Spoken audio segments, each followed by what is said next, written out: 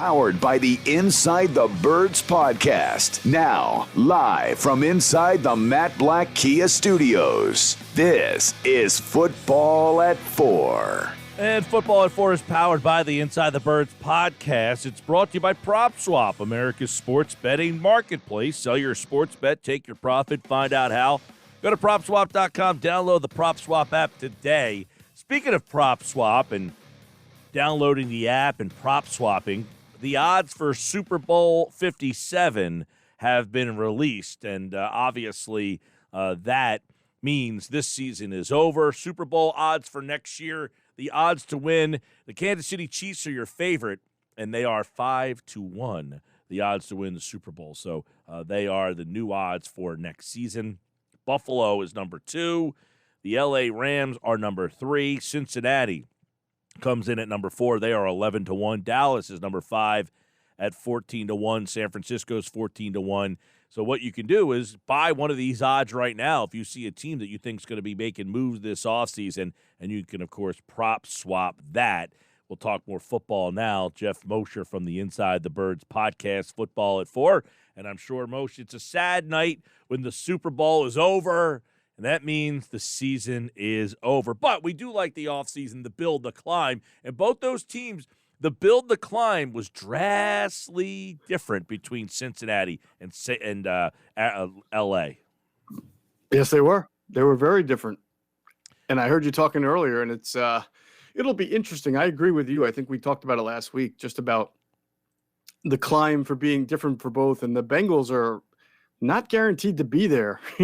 Every year when you play in the same division as the Steelers and the Browns, as the Steelers and the Ravens, who tend to be very good organizations that are not down for long, then it's always going to be kind of a tough fight. And of course, the Browns haven't been great, but over the last few years, they've been better. They've been gradually acquiring talent, getting better coaching. So I doubt there'll be a pushover next year. So it's very clear what the Bengals have to do this offseason with their offensive line and get it together. But even that won't guarantee them anything. Yeah, I said earlier, if I'm Howie Roseman, the first call I make is to Cincinnati.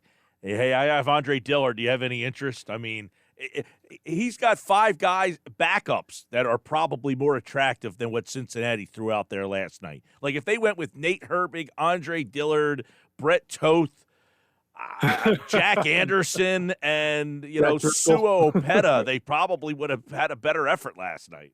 Yeah, probably could have. Dillard would be tricky because he's probably the Eagles' best kind of trade bait for offensive line, but because he can only play left tackle, and that happens to be the one position where the Bengals are pretty good at, they really need a right tackle. That guy, what was his name? Isaiah Prince. He's not very good. Their right guard was not very good. Their left guard and center are adequate. So, I would be on the phone with anybody I could be, including the Eagles, seeing what it would cost to get me certain guys. Because they have to be aggressive, I would think, in both free agency and the draft. Yeah, now, I mean, last night, obviously, it's a celebration of the sport. And really, you look at the teams, you see the Rams, and they win the game the way they did. I'm interested, Moshe, like, if you get an opportunity or if you have talked to some front office people about the way the Rams did it, like, are we going to see teams now pushing all their chips in saying, let's go for this? Well, I have talked to some people in high positions in the NFL, not since the Super Bowl, but in general, since the Rams made some of their trades. And I think that they're unilaterally supported because the trades that they made that involved giving up first-round picks were not for rental players. They're going to have Matthew Stafford for a long time. They're going to have Jalen Ramsey for a long time. So I think that they would say they would resist the temptation of saying the Rams went all in just for 2022. They went all in with their first-round picks on players who they think are going to give them a long future. Now, obviously, Von Miller may not be back, and he's a big part of it. But really, what they gave up the most prices for were Stafford and for Ramsey in successive years, and those guys will still be a part of the team going forward. And then it's all part of that kind of analytical game of, did you think the Rams, if they didn't make these moves, were going to be picking in the top half of the first round or the bottom half of the first round? Well, the bottom half of the first round, the hit percentage on those guys being good starters or Pro Bowlers is so much lower than the top half of the first round. It really starts to take a dip after, say, that 13, 14, 15 range. And some drafts you've seen, and we go back to that Lane Johnson one, right, where you could go after Lane.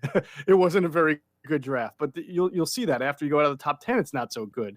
So I think the message in there is if you're going to give up first round picks and you give it up for proven Pro Bowl elite talent, that's a good move because you're getting proven young Pro Bowl elite talent for your first round pick. Geoff Mosher, Inside the Birds podcast, Super Bowl 56. There were there was a lot of plays in that game. Donald's play to me is just the most memorable thing ever. Like, it's reminiscent of Mike Jones tackling Kevin Dyson from the goal line. I mean, he's got the guy by the waist, Moshe, a grown man by the waist, and he's on his ass, and he's holding him from moving to get a first down. And it's like, man, you're a grown man, you're an NFL player, and all you need is just to get another yard. And Aaron Donald was that strong to prevent you. Like, to me, that moment stands out of why they won that game. It's not often you see a defensive tackle simultaneously shed a block and make the tackle at the same time. It's usually a step one, step two process. Like, I shed my block, that put me in position to then make a head up tackle on someone. In that case, he was shedding the block while making the tackle at the same time, with almost using one hand to shed the block, the other hand, as you said, to kind of wrap around and make the tackle and pull a guy backward. You just have to be some kind of superhuman to be able to pull that off. And I think I heard you say this earlier, and I'm in total agreement. I asked myself the same question at the end of the game. Who do I really think is the MVP of this game? And if you're really being fair and not just looking at offensive statistics, I do think that Aaron Donald should have been the MVP of that game. Oh, there's no doubt. And I did admit, I didn't bet on Donald. I bet that a defensive lineman would be named, mainly thinking that Donald was going to win it. Sure. And I accidentally bet it twice, to be honest with you. I didn't. Ouch. Not a lot of money or anything, but I was like, at the end of the day, I'm like, hey, I just kind of asked backward myself into a couple $100. There's no way he's not getting this thing. I missed on two pretty good parlays, like 5-leg parlays, and both of them had all I needed was Joe Burrow to scramble for 12 yards, and he only got 3, yep. 3 or 4. I had a 10-teamer, and the one that I didn't get was Joe Burrow, 12 yards, and Mixon, 29.5 yards receiving, because I figured they would be down and they would be dumping him the ball late in the game. Yeah. Everything else I nailed. Their whole use of running backs in that game, specifically the 2 times that Samaje Perine got the ball instead of Joe Mixon. Why would they give Perine the ball on 3rd down and 1 there? It's that classic overthinking. If I have Joe Mixon out there, they're going to be focused on him. But if I have Perine out there, maybe they're thinking I'm passing. It's that classic Super Bowl overthinking it. You got a great talent. Joe Mixon's a really good running back. He's kind of unheralded in the league, but he's not the best or top 3, but he's really good.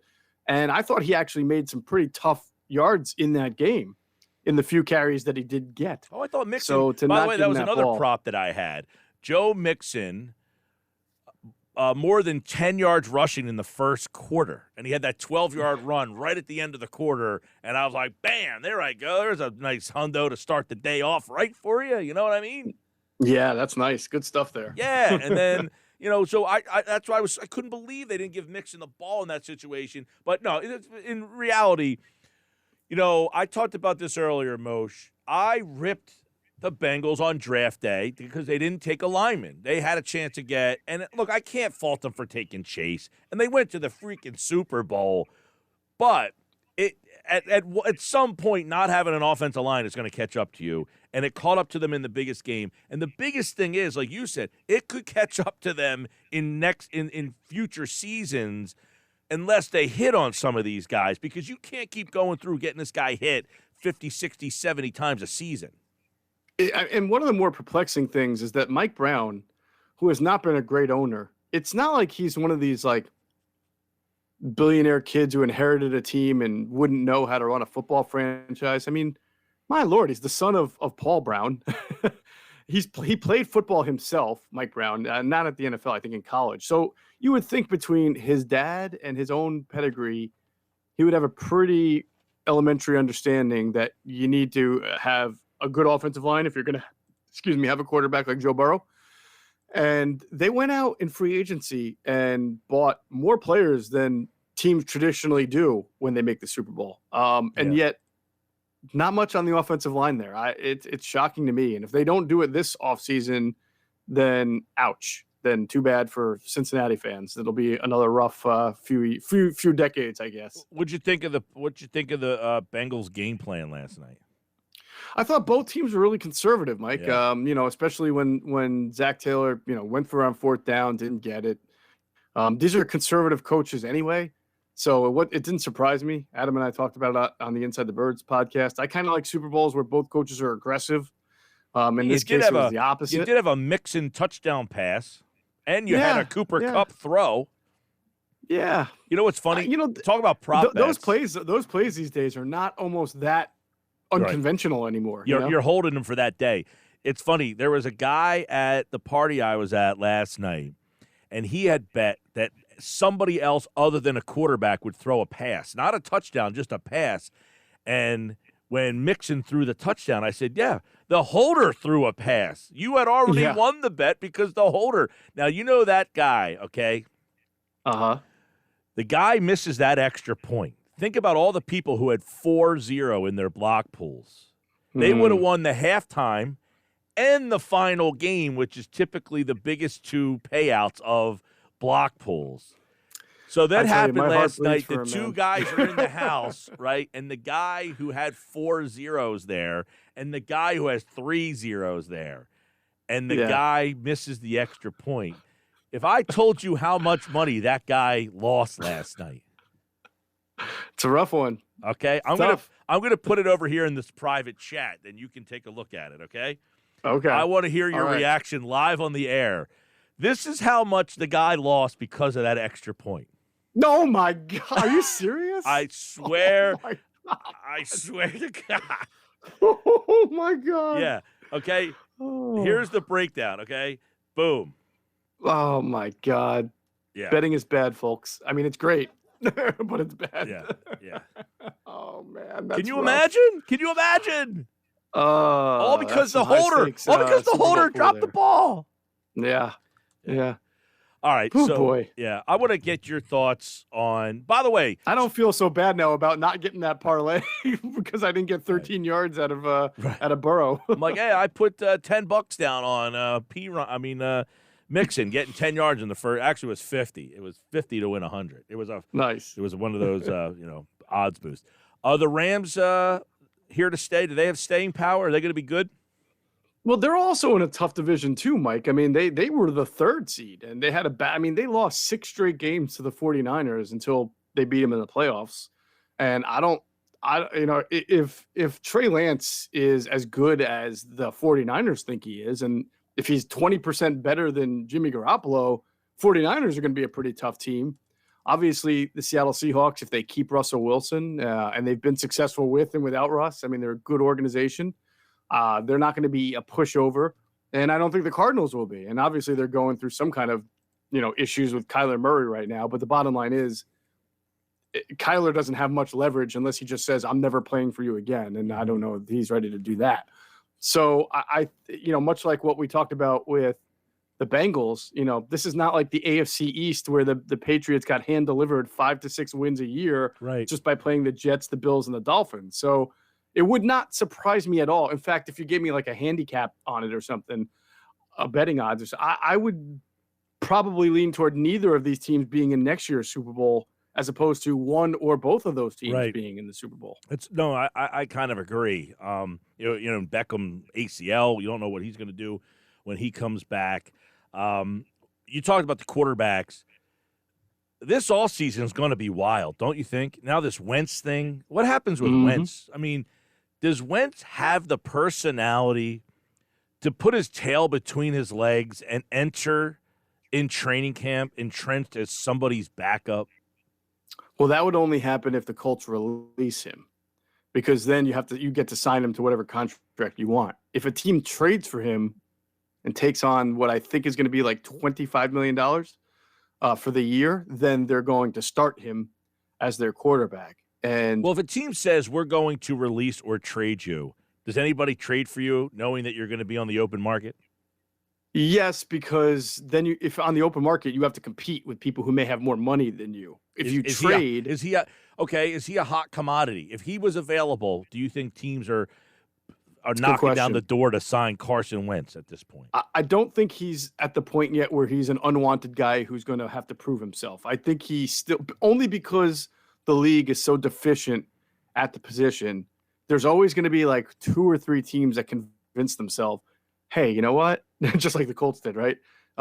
If we can bring Carson Wentz here on a 1-year deal, like we got enough money for 1 year to at least take that shot. That with our defense, with our run game, maybe it's the Steelers thinking that. I doubt it, but I'm just saying there's always going to be a team that thinks that way, and will probably look to bring him in. I'd be how cool would it? I don't want to say cool, but what if it was Washington? That would be pretty cool, wouldn't it? Right? To have him in the division playing for Washington. I don't know, man. To me, like, I'm no Wentz hater. I'm shocked at how he wasn't horrible this year. I mean, I'm pretty surprised that they've just said we're going to release or cut the guy or trade the guy. Like how it got to that point. Is it just monetary, or do they think he stinks? Well, I think one thing is that their general manager, Chris Ballard, really good guy. Met him a couple times. Very, very forthright. He's got like that no BS type meter going on, and you heard him in his postseason press or end of season press conference. He was clearly mad and disappointed about how the season ended, about how Carson played at the end of the year.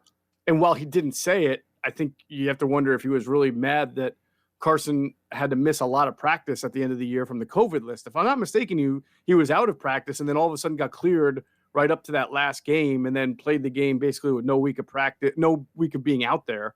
And then I think earlier in the year, he was also on the list, so had to miss because he was a close contact. So, I sense that in general, Chris Ballard was very disappointed in Carson Wentz for how the season ended. There was a time during the year where Frank Reich even came out and said, look, if you're going to make those left-handed throws or those crazy cowboy throws, you're going to have to take the heat when they go awry, or if you get picked off, or if we don't win. So it does sound like it was a trying year for at least a trying finish to the year, because it did seem like the Colts were locked into a playoff spot with about a week or 2 left. And the way things ended seemed to really tick off everyone from the coach to the GM to the owner. Last thing for Geoff Mosher, Inside the Birds podcast, InsideTheBirds.com. Any news on Jason Kelce's offseason? I guess he will be one guy we're going to be keeping an eye on. Yeah, I've heard him do some interviews, and he's almost played both sides of the fence. He's talked about always wanting to be removed from the end of the year to really give him an unbiased consideration to it. And I've heard him say that it's the mind always wants to. It's how the body, the body tells him whether he can or can't. So it sounds like he's going to give it a go. But the fact that he was saying that this past year was going to be his last year makes you realize that it's going to be close with him. So this year coming up, if he decides to play, very well could be his final year. And if he does decide to play, the Eagles and Howie and everybody involved have to kind of get to work to redo the contract, or else they're going to have to pay him $30 million this year. And while he's a great player and a great guy, I'm pretty sure they don't want their center taking up a $30 million hit on their salary cap. So we'll have to see what happens there. Absolutely. All right, Geoff Mosher. Tomorrow, Quentin Michael will be in here for Football at 4. He's one of the hosts of the Q&A show, which you can get on the Inside the Birds platform. Jeff's back on Wednesday, Andrew here on Thursday, and Adam Kaplan Friday. That's your lineup for Football at 4 this week here on the Sports Bash. Geoff Mosher, you're a gentleman and a scholar. Neither, but thank you for saying that. I appreciate it. Take care, man. Have a good one. That is the Sports Bash, Football at 4. Yes, Quentin Michael will be a part of Football at 4 tomorrow. You'll hear from Quentin Michael, Jason Avant, Geoff Mosher, Adam Kaplan, Andrew DeCecco, all off-season long for Football at 4.